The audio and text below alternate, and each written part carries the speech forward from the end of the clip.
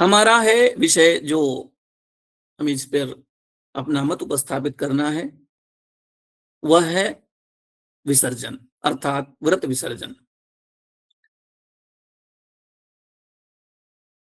ये जो व्रत है, अब देखिए ये संगोष्ठी ही है।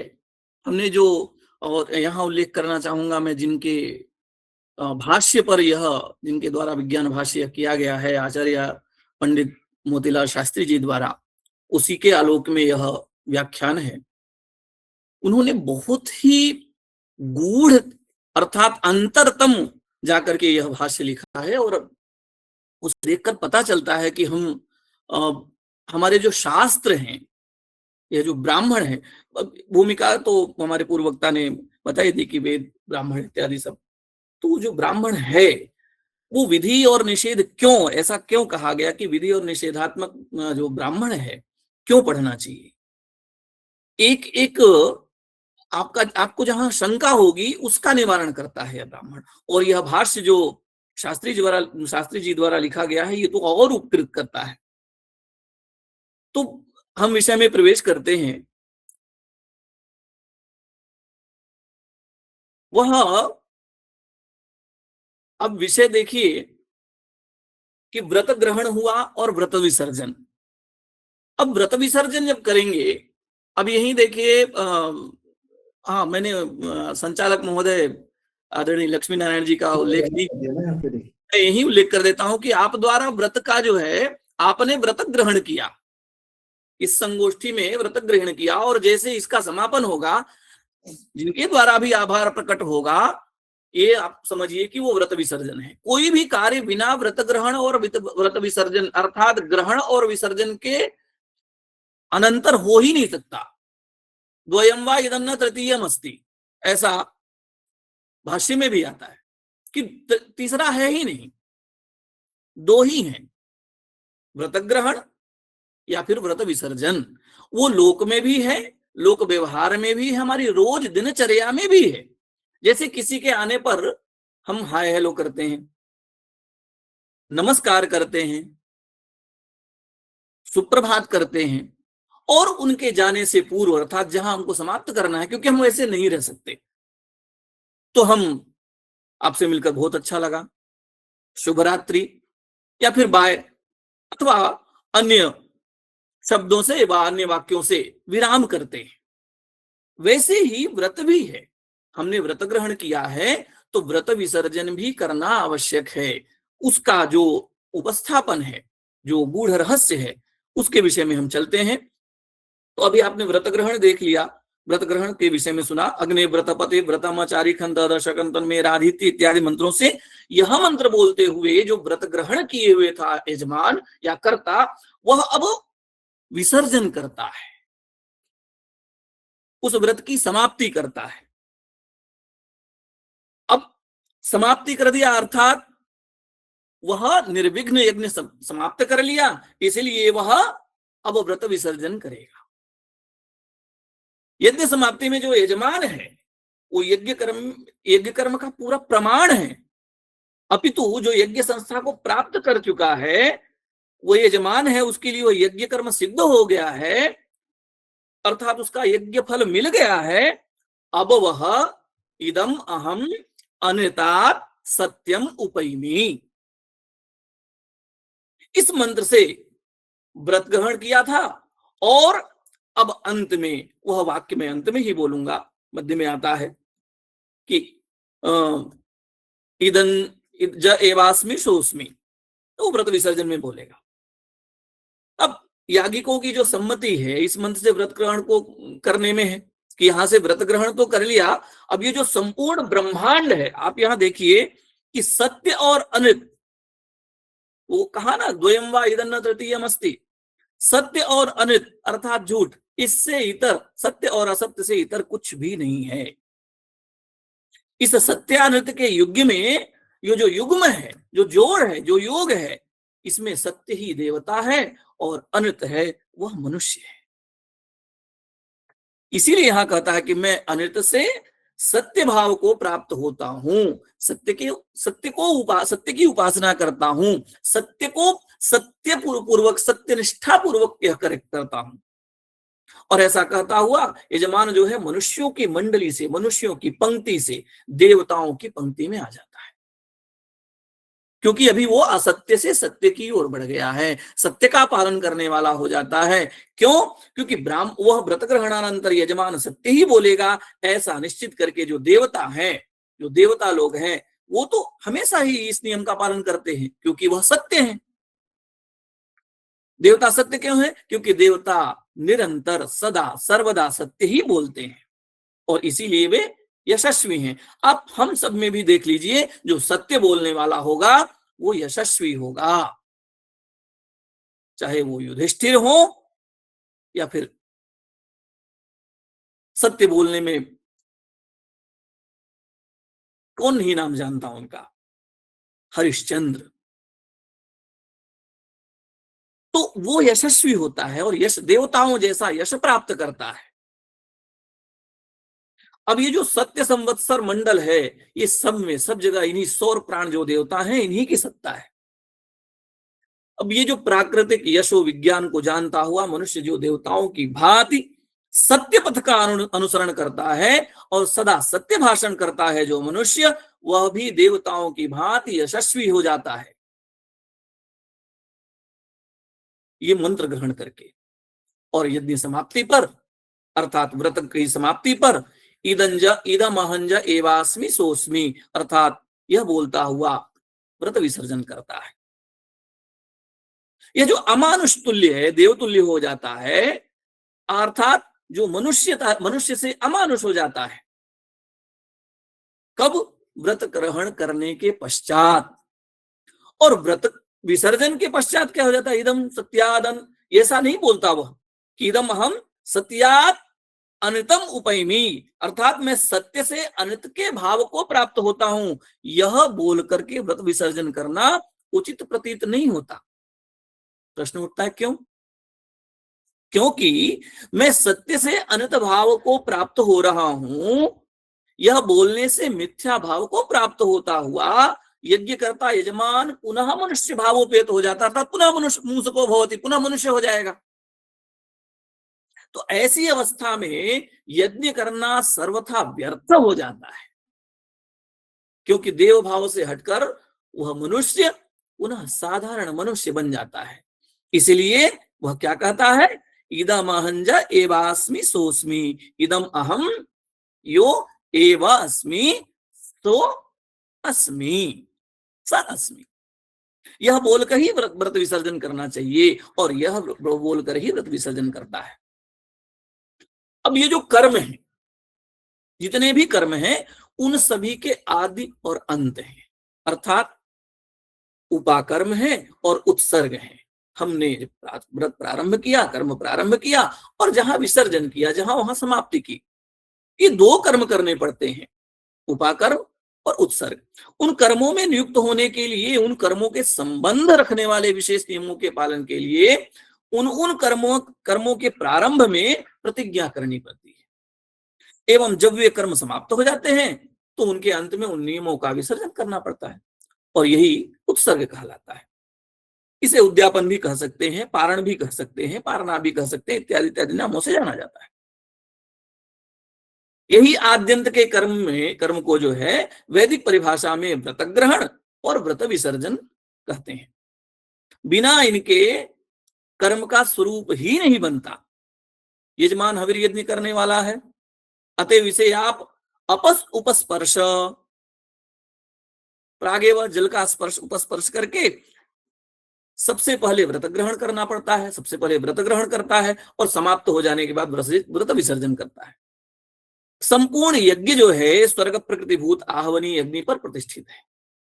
आहवनी अग्नि में ही, जो आहवनी अग्नि की भी चर्चा हुई थी, इन्हीं में देवताओं के लिए आहुति दी जाती है, क्योंकि गृहियाग्नि और दक्षिणाग्नि वो पितरों और मनुष्यों के लिए है, या नित्य कर्म के लिए है।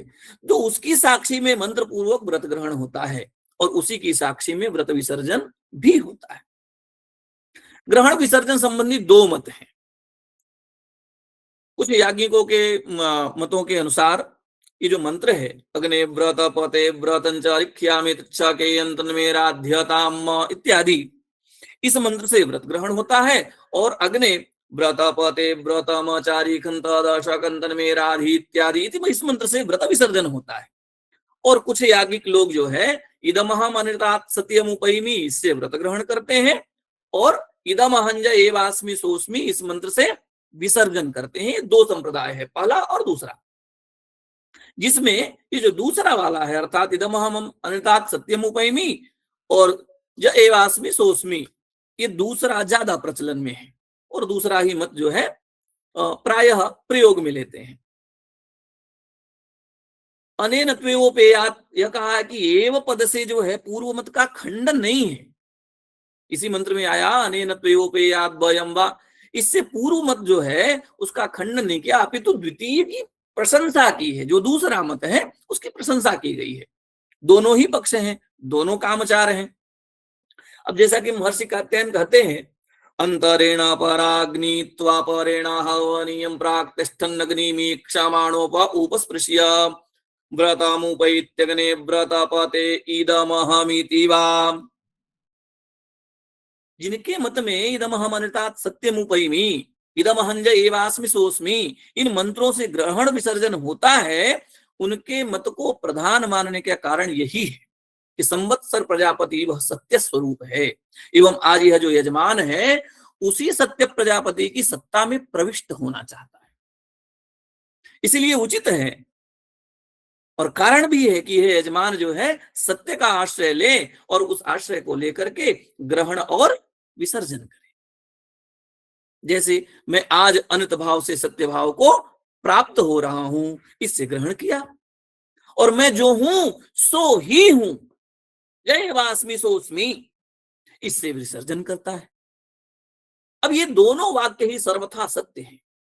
वास्तव में यज्ञ मंडल में प्रविष्ट होना सत्य मंडल में प्रविष्ट होना ही है, क्योंकि यज्ञ ही क्या है, प्रजापति है, और प्रजापति क्या है, सत्य है।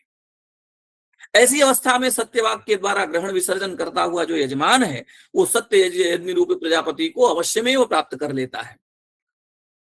श्रुति ने देवताओं के लिए कहा भी है, सत्यमेव देवाः अनुतम मनुष्याः, अर्थात जो देवता है वह सत्य संहित है और मनुष्य जो है अनंत संहित है।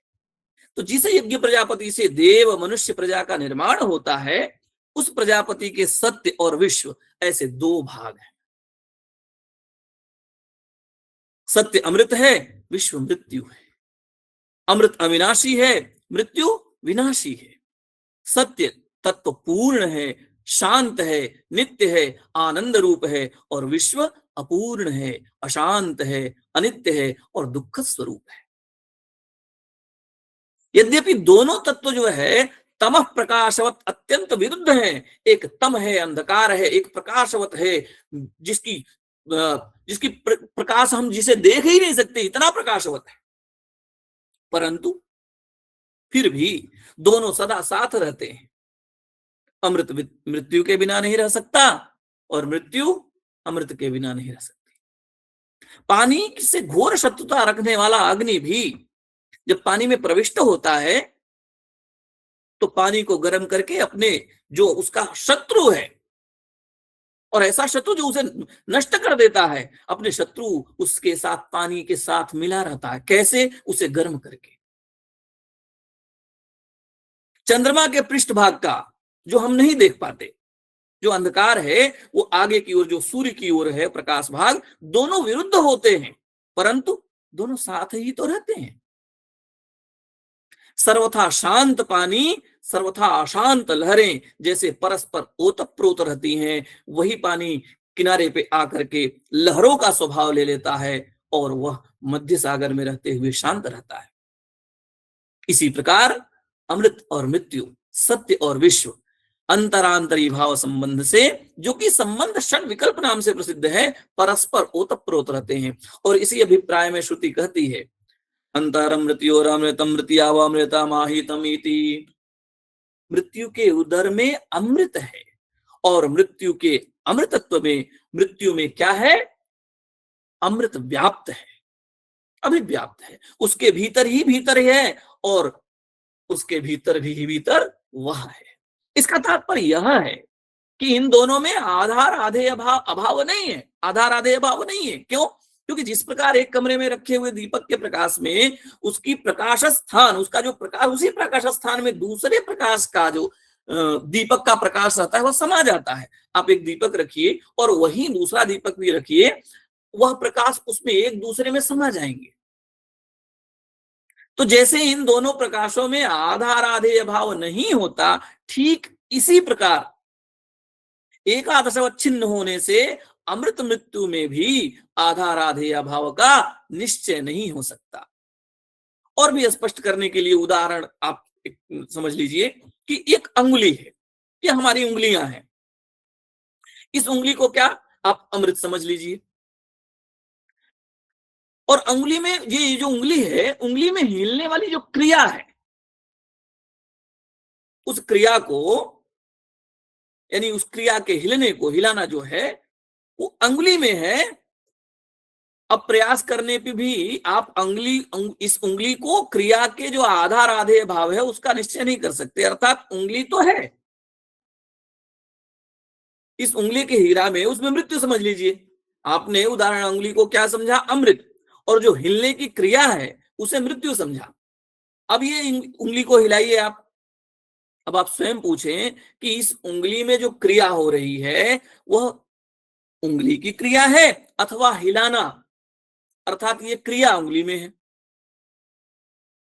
तो ये प्रयास करने पे भी हमें समझ नहीं आएगा, हमें संशय हो जाएगा कि वास्तव में दोनों में अमृत कौन है और मृत्यु कौन है, अर्थात उंगली जो अमृत थी या हिलना जो मृत्यु है। तो हिल तो उंगली ही रही है। वैसे ही ये दोनों में आधार आधेय अभाव का निश्चय नहीं कर सकते, कारण इसका सत्य है, अर्थात अमृत और मृत्यु दो होते हुए भी सत्ता एक होने से दोनों दो नहीं अपितु एक ही है, एक सत्ता होने से। अतएव इनके जो अभेद को भेद सहिष्णु अभेद कहा जाता है, अतएव दो मान लेने पर भी एकमेव द्वितीयम ब्रह्मनेह नानास्ति किंचन, इस श्रुति का विरोध नहीं होता। अस्तु, इस विषय को हम यहां पर विराम करते हुए आगे और बढ़ते हैं। यहां पर जो ये प्रजापति में सत्य और विश्व दो भाग हमने बात चर्चा की थी, वो मर्त्य विश्व प्रजापति का शरीर है और जो अमृत सत्य है उस शरीर की आत्मा है। आत्म शरीर सत्य विश्व अमृत मृत्यु रसबल ब्रह्म कर्म सब अंशतः पर्याय हैं एक दूसरे के, दोनों की समष्टि ही क्या है? प्रजापति है। इसीलिए वेद भगवान कहते हैं तस्यः प्रजापतेः अर्धमेव मर्त्यमासीत् अर्धममृतम्। ये मर्त्य भाग क्षणिक और एवं विनाशी होने से क्या है? अनित है, माया रूप है, और जो अमृत भाग है वो नित्य होने से सत्य है। त्रिकालाबाध्य तत्व ही सत्य कहलाता है, जो सदा एक रूप सा रहता है वही सत्य है, और जो बदलता रहता है वही अमृत है। अमृत तत्व सदा एक रूप रहता है, अतएव हम अवश्य ही सत्य को कहने के लिए सन्नद्ध हैं। एवं ये क्षणिक क्रिया जो संतान रूप विश्व है प्रतिक्षण बदलता रहता है, प्रतिक्षण उसमें विपरिणमते बदलता रहता है, उसमें परिवर्तन होता ही रहता है, अतएव अवश्य ही कहना है यह कि यह अनित कहलाने योग्य है।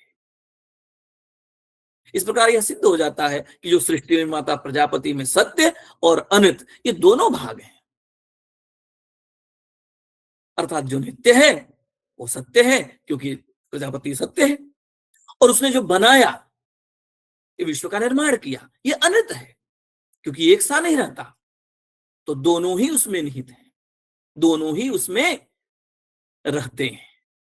अमृत और मृत्यु जो विशिष्ट इस समीम प्रजापति को दार्शनिक परिभाषा में क्या कहते हैं? हम ईश्वर कहते हैं।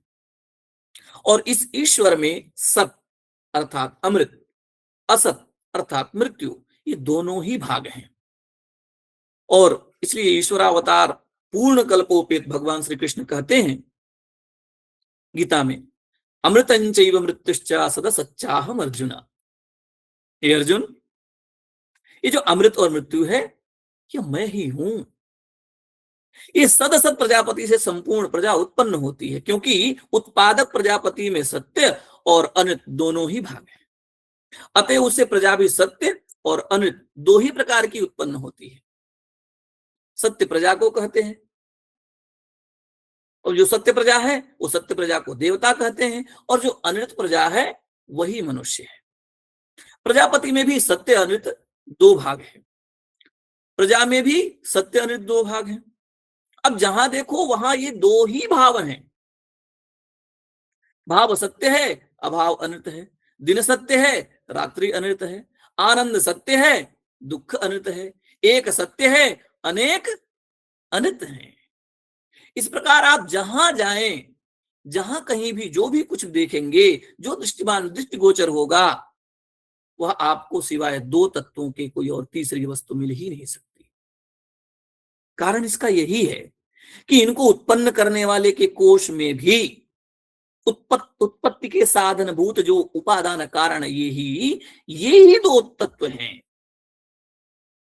जब उसी में तीसरी वस्तु नहीं है तो फिर उस ये जो दोनों भावद्वयोपेत प्रजापति से उत्पन्न होने वाली जो प्रजा है, उसमें तीसरी वस्तु कैसे मिल सकती है? इसी विज्ञान को लक्ष्य में रख करके जो वाक्य कहा, द्वयम वा इदन्न तृतीयमस्ति चैवानिरतं च सत्यमेव, अर्थात इसमें जो सत्य बतलाया है प्रजा को, सत्य प्रजा बतलाया है देवताओं को, और मनुष्यों को अनित भावोपेत बतलाया है। जिस प्रजापति का पूर्व में वर्णन कर गया, पहले ही कहा गया कि प्रजापति शब्द प्रकृत और सौर प्रजापति ही अभिप्रेत है। ईश्वर प्रजापति के उदर भाग में ये जो महिमा मंडल है उसमें प्रतिमाभूत परमेष्ठी, सूर्य, चंद्रमा और पृथ्वी, ये चार प्रजापति हैं। किसमें? जो ईश्वर परम तत्व ब्रह्म है उसके उदर में क्रमशः प्रतिमाभूत परमेष्ठी, सूर्य, चंद्रमा और पृथ्वी। अब यही मायावच्छिन्न विश्वचर जो है नाम से प्रसिद्ध होकर के सदसत रूप में ईश्वर परम प्रजापति कहलाता है। उस परम प्रजापति के ये चार जो हैं, ये भी चारों ईश्वर के समान भुवन संस्था महिमा मंडल रखने के कारण, ये भी उसके उदर में भुक्त रहने के कारण प्रतिमा प्रजापति कहलाते हैं। ये प्रतिमा प्रजापति कौन है? जो मैंने पहले बताया, परमेष्ठी, सूर्य, चंद्रमा और पृथ्वी। तो हम पार्थिव मनुष्यों की अपेक्षा उन चारों प्रतिमा प्रजापतियों में सबसे सन्निकट कौन है? पृथ्वी की प्रजापति है, क्योंकि हम पृथ्वी पर पृथ्वीवासी हैं, अर्थात पृथ्वी पर रहते हैं। इससे ऊपर चंद्र प्रजापति है, और उससे भी ऊपर सूर्य प्रजापति है, और उससे सबसे ऊपर परमेष्ठी प्रजापति है। अब इन सब में दहरोत्तर अर्थात हृदय के उत्तरोत्तर भाग में, अंतःकरण में एक से दूसरे से उदर में रहना, अर्थात एक दूसरे के उदर भाग में रह रहा है। अर्थात जो मायावच्छिन्न ईश्वर है, ब्रह्म है, उसके उदर में परमेष्ठी के उदर में अर्थात नित्य नित्य। तो यही एक दूसरे के उदर में रहना ही दहरोत्तर भाव कहलाया। अब इन चारों को अपने महिमा मंडल में रखने वाला वही जो ईश्वर प्रजापति है, उस परम प्रजापति रूप ईश्वर के ज्ञान के लिए पहले इन चारों प्रजापतियों की ये जो उपासना करनी पड़ती है, क्योंकि बिना इनकी उपासना के हम एक दरवाजा खोलेंगे तो ही दूसरे में प्रविष्ट करेंगे। तो सबसे बाह्य आवरण जो है वो पृथ्वी प्रजापति है, तो इस यहां से हम प्रवेश करेंगे सबसे अंतस्थ स्थित उस ईश्वर। यद्यपि प्रजापति वही ईश्वर है, किंतु अवतार रूप होने से ये चारों प्रजापति भी ईश्वर कहलाते हैं। अब इन चारों मंडलों में वह ईश्वर ही तो अभिव्याप्त हो रहा है। हमारे यज्ञ का संबंध किससे है? सूर्य से है। अतएव प्रकृति में जो प्रजापति शब्द से हम सूर्य प्रजापति का ही ग्रहण करते हैं। हमने अभी पूर्व में बताया कि सूर्य में जो अनवरत अग्निशोमात्मक यज्ञ होता रहता है, अतएव इसे क्या कहते हैं? यज्ञ प्रजापति भी कहते हैं।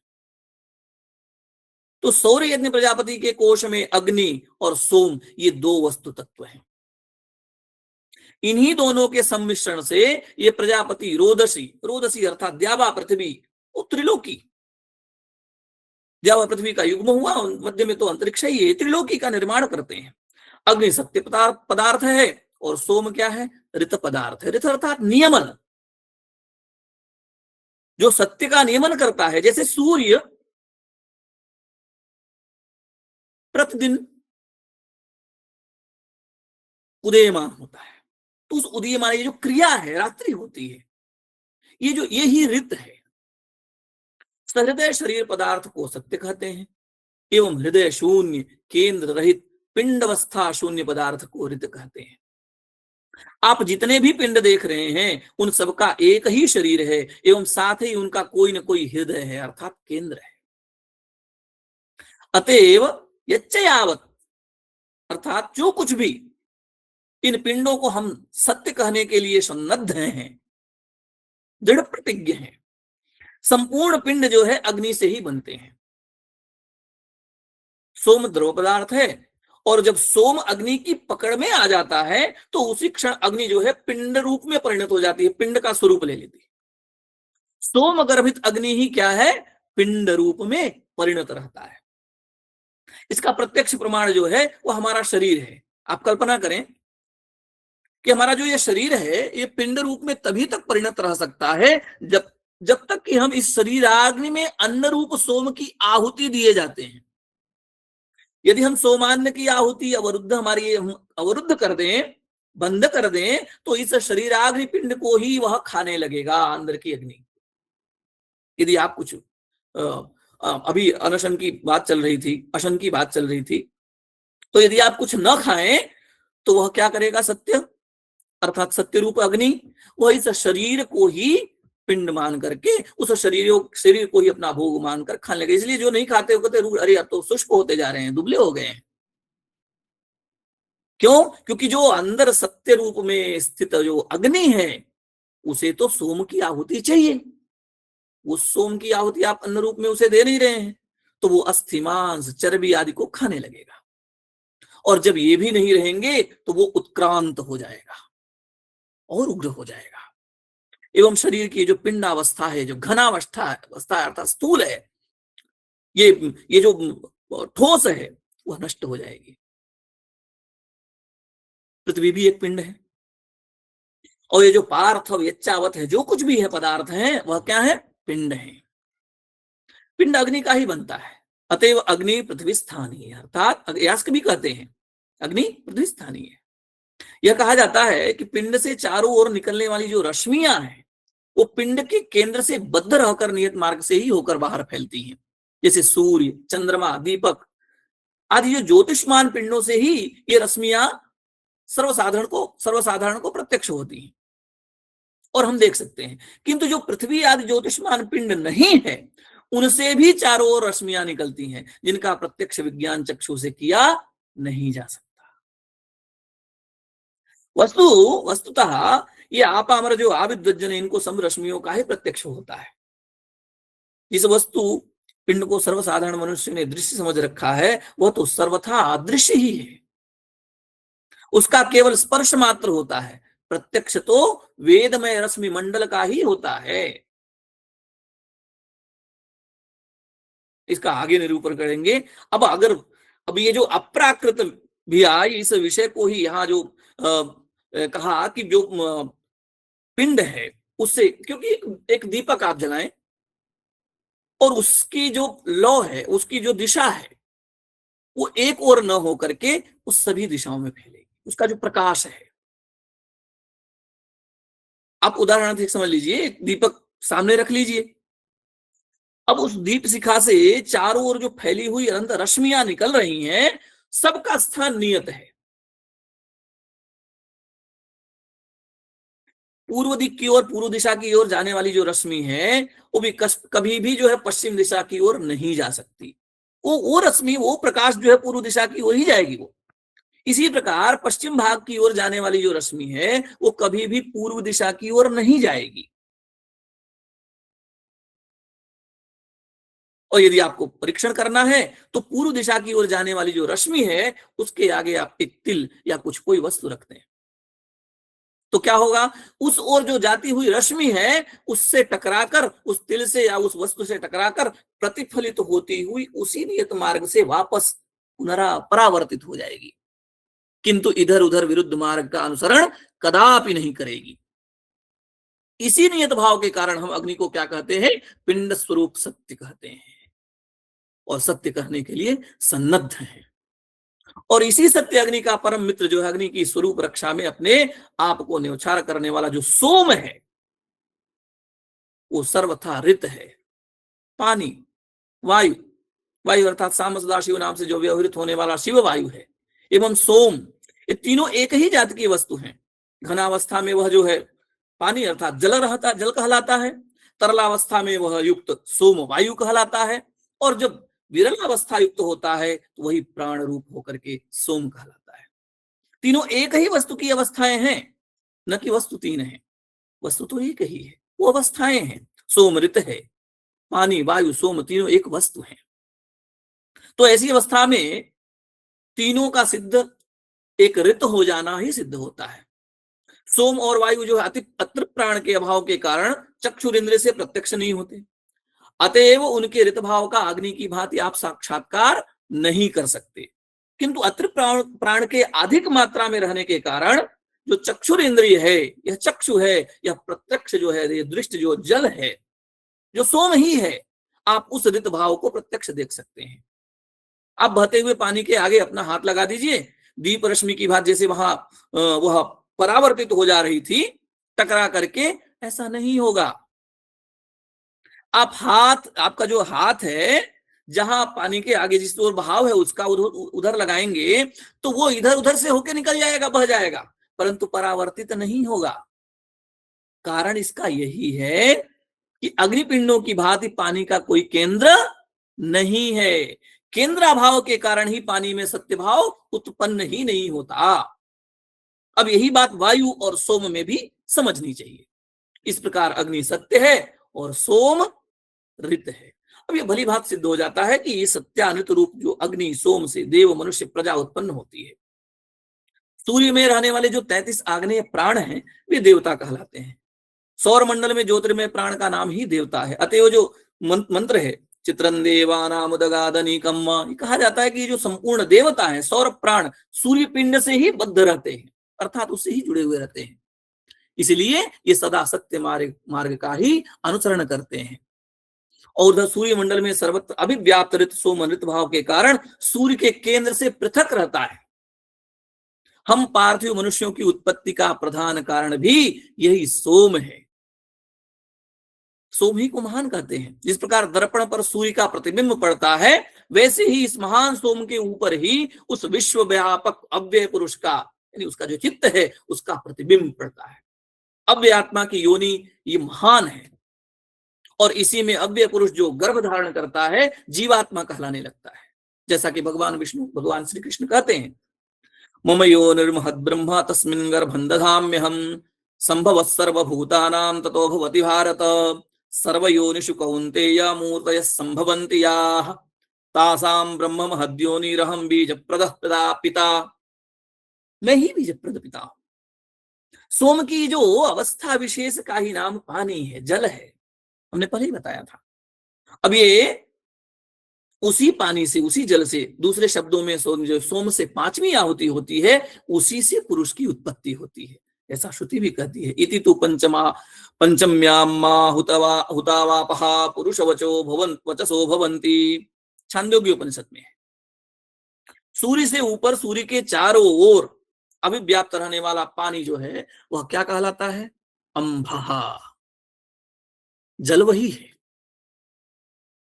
लेकिन वह अंभा कहलाया। सौर पानी जो सौर्य में रहता है, वह मरीचि नाम से प्रसिद्ध है। पार्थिव पानी म्रियमाण होने के कारण, पृथ्वी पर रहने का कारण मर कहलाता है। और जो चांद्र पानी अर्थात एवं चंद्र पर रहने वाला जो जल है, वह श्रद्धा कहलाता है। इस प्रकार जो संपूर्ण ब्रह्मांड है, उसमें जल की कुल चार ही जातियां हैं। इन चारों से चांद्र जो जल है, चांद्र जो पानी है, वह ही श्रद्धा कहलाता है। इसलिए श्रद्धा व आपः ऐसा कहा जाता है। चंद्रमंडल का जो श्रद्धा जल है, श्रद्धा पानी है, श्रद्धा अप है, वो सोम की पहली अवस्था है। सोम श्रद्धा की द्वितीय अवस्था है। जल के बाद श्रद्धा ही सोम में परिणत होती है, अर्थात श्रद्धा यानी श्रद्धा जल जो चंद्रमा पे है, चंद्रमंडल पे। अग्नि विषकलन अर्थात वो विकास धर्म, अग्नि क्या है? विकास धर्म है, बढ़ता रहता है। सोम नामक जो श्रद्धा पानी जो है, वो श्रद्धा जल है, वो स्नेह युक्त, स्नेह गुण से युक्त है। यही कारण है कि मनुष्य का जो है श्रद्धा भाग अर्थात चांद्र रस जिस ओर झुक जाता है वह उसी के साथ आबद्ध हो जाता है, अर्थात जिसे जिसके हमारे प्रति श्रद्धा हो जाती है, अर्थात जिसे स्नेह करने लगता है, वो उसी के साथ आबद्ध हो जाता है। उसका आत्मा उससे परिष्वक्त हो जाता है, अर्थात उससे आवृत हो जाता है। गुरु और शिष्य की श्रद्धा का जो है झुकाव, आप देखिए श्रद्धा के कारण जो शिष्य है वो गुरु को पकड़ लेता है, परिष्वक्त हो जाता है, जकड़ लेता है, अर्थात गुरु गुरु की ही व्याख्या या गुरु की ही जो है ऐश्वर्य गाथा वो कहता है। क्यों? अरे श्रद्धा के प्रभाव से वह स्वयं से गुरु से क्या हो गया? आबद्ध हो गया, परिष्वक्त हो गया। अब गुरु चाहे, गुरु की जो भी कोई अन्य दूसरा चाहे कोई कितनी ही निंदा करे, किंतु उस श्रद्धा सूत्र के द्वारा होने वाला जो बंधन है वो प्रभाव, उस प्रभाव से शिष्य कभी गुरु के प्रति बुरी भावना नहीं कर सकता। पुरुष का स्वभाव भी उसी श्रद्धा से बना हुआ है। अतएव वह जिस पर अपनी श्रद्धा करता है, जिस पर श्रद्धा रखता है, उसका मन तद्रूप बन जाता है। इसका आत्मा और श्रद्धेय आत्मा अभिन्न हो जाता है। श्रद्धेय क्या और उसका, दोनों का आत्मा एक अभिन्न हो जाते हैं। इसी विज्ञान को लक्ष्य करके श्रुति कहती है छांदोग्य उपनिषद में, तन यथा यथोपासते तथैव भवति। और अव्यय पुरुष भी, अव्यय कहते हैं सत्वानुरूपा सर्वस्य श्रद्धा भवति भारत, श्रद्धामयोऽयं पुरुषो यच्छ्रद्धः स एव सः, गीता में।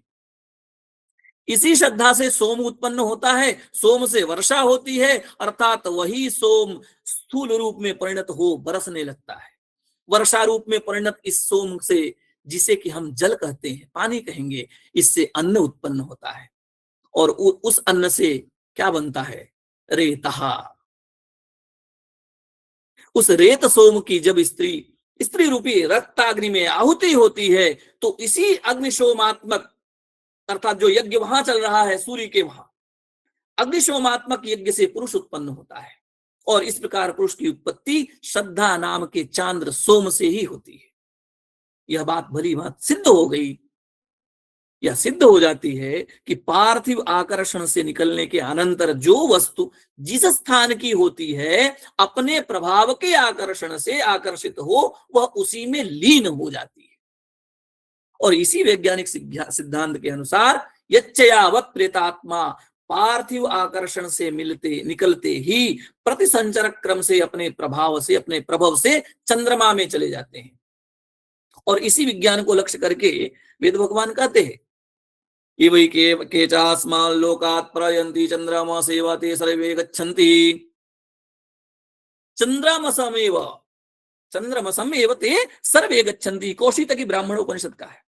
सूक्ष्म शरीर धारण कर जो पुरुष चंद्रलोक में चला जाता है, उसका अपने पुत्र से संबंध बना रहता है।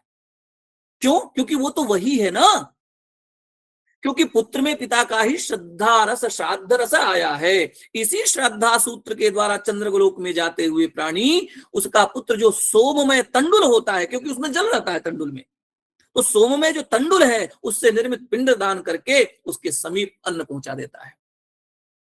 इसी अन्न के पहुंचने का द्वार यही श्रद्धा सूत्र है। अतएव श्रद्धया श्रद्धा सूत्रेण दीयते यस्मिन् कर्मणि, इस व्युत्पत्ति से यह कर्म श्राद्ध नाम से व्यवहृत होता है। जैसा कि विस्तृत विवेचन पहले ही किया गया कि वो आगे और कहेंगे, अब इसमें ही आएगा पिंड पितृ यज्ञ ब्राह्मण में, लेकिन इसमें यहां बता दिया कि वो पिंड जो है वह भी श्रद्धा से युक्त है, इसीलिए उस पितर को प्राप्त होता है। और प्रकृति में यह बताना, मनुष्य का जो आत्मा है सुम प्रधान होने से निसर्गतः सत्य भाव से च्युत रहता है, क्योंकि सुम प्रधान है इसलिए सत्य से अलग रहता है। एवं भुवन स्वर्गवासी भव मनुष्य देवताओं का आत्मा यज्ञ के द्वारा आत्मा में आहित सत्य की अग्नि की ऊष्णता के कारण, उल्बणता के कारण समावेशोपेत रहता था, सत्य भावोपेत। आधिदैविक तथा आधिभौतिक ये उभयविद जो प्रजा है, उसके सत्यानंत विज्ञान को लक्ष्य में रखकर ही सत्यमेव देवाः अनतम मनुष्याः यह कहा गया। अब यज्ञ के द्वारा जो यह यजमान है उस सत्य रूप देवताओं में जाने वाला है, सत्य प्राण देवताओं का आत्मा से संबंध जोड़ने वाला है। अतएव आज से यह यज्ञ समाप्ति पर्यंत सत्य बोलने की प्रतिज्ञा करता है।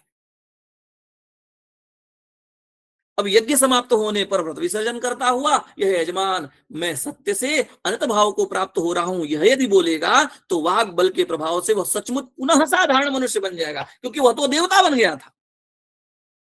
तो यदि ये इसीलिए यह नहीं बोलता, फिर क्या कहता है, यज्ञ द्वारा प्राप्त जो देव भाव नष्ट न हो, इसलिए वो कहता है इदमहंज एवास्मि सोस्मि। इस मंत्र का अनुसरण करते हुए, इस मंत्र को बोलते हुए वो व्रत विसर्जन करता है, क्योंकि यद्यपि मनुष्य कभी सत्य नहीं बोल सकता। क्यों? क्योंकि इसके आत्मा में निसर्गतः सोम भाग ही उल्बण रहता है, सोम भाग ही है। तथापि फिर भी चक्षुर वही सत्यम, इस सिद्धांत को आगे रख करके ही श्रौत सत्यादेश की सत्संगति जो है लगानी चाहिए। ऐतरेय श्रुति में भी अंत में यही निर्णय किया गया कि वहां पर सब सवई सत्यमेव वदेता, ऐसी आज्ञा आया। इस आज्ञा का विरोध करते हुए पूर्व पक्ष कहता है कि जबकि सोम भाव के कारण मनुष्य सत्य बोल ही नहीं सकता, तो ऐसी अवस्था में उसे सर्वथा असंभव जैसा लगने वाला सत्य बोलने की आज्ञा कैसे दी गई कि सवई सत्यमेव वदेता। तो इस पूर्व पक्ष का एतद्वयी मनुख्येशो सत्यन्निहितं चक्षुः, यह समाधान किया गया कि यही कारण है कि मैंने आंखों से देखा, मैंने इन्हीं आंखों से देखा है, मैंने सुना है। यह कहने वाले मनुष्यों में से जो मैंने आंखों से देखा है यह कहता है, उसकी बात सत्य मानी जाती है। किसके? मैंने सुना है उसकी अपेक्षा। क्यों? क्यों? कारण इसका यही है कि जो चक्षुर इंद्रिय है इसका निर्माण किससे हुआ है? सूर्य से हुआ है। जैसा कि श्रुति कहती है आदित्य चक्षुर्भूत्वा क्षिणी प्राविशत। आदित्य रस चक्षुर इंद्रिय जो स्वरूप में परिणत हो अक्षिगोल में प्रविष्ट हो गया। ऐतरेय ब्राह्मण में आता है, ऐतरेय उपनिषद में। तो सूर्य क्या है? अग्निमय है। और अग्नि को हमने क्या माना? अग्नि को हमने पूर्व में माना सत्य है, अग्नि सत्य बतलाता है। इसी से जो चक्षुर इंद्रिय बनती है, अतएव चक्षु को भी सत्य बतलाया गया। ये जो संपूर्ण प्रपंच है इसका निष्कर्ष यही हुआ कि प्राण रूप सत्य संहित देवताओं में मिथ्या भावोपेत जो मनुष्य का प्रवेश करना इसकी अनधिकार चेष्टा है। अतएव यह जो यजमान है वो देवो भूत्वा देवम भावयेत, इस सिद्धांत के अनुसार सत्य बोलने की प्रतिज्ञा करता हुआ व्रत ग्रहण करता है और उसे न छोड़ते हुए इदमहंज एवास्मि सोस्मि यह कहता हुआ व्रत विसर्जन करता है।